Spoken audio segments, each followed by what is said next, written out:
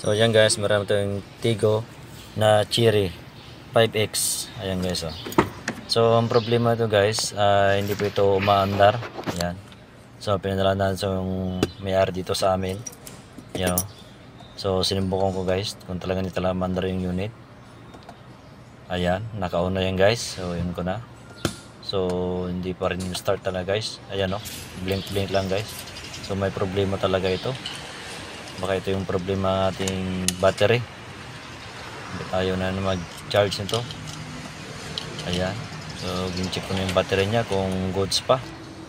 Ayan guys. So meron tayong battery test. Tinatawag namin. Kaya para ma-check namin kung yung health niya okay pa o hindi na. Palitan na o hindi pa. Ayan. Tingnan ko yung CCE niya. Kung ilang CCE niya. 480 amperes. Yan po yung CCE niya. Ayan.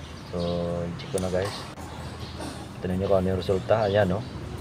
Ang SOH niya, 1% na lang. SOC, 0%. So, kailangan palitan niyan guys. So, pang madalian lang guys. So, humiram ako ng kabilang battery. Kabila para makita kung under ba itong ating unit.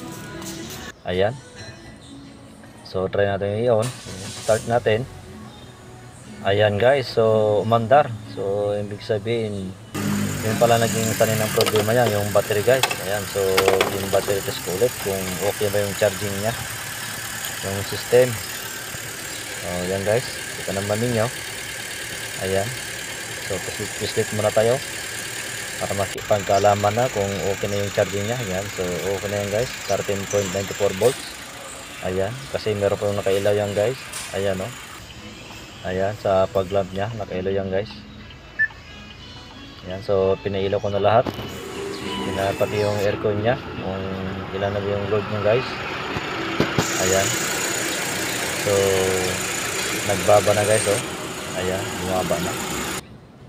Ayan, nakaload na yan guys para malaman natin kung okay ang battery. Yan, sana maraming matutunan sa vlog ngayon.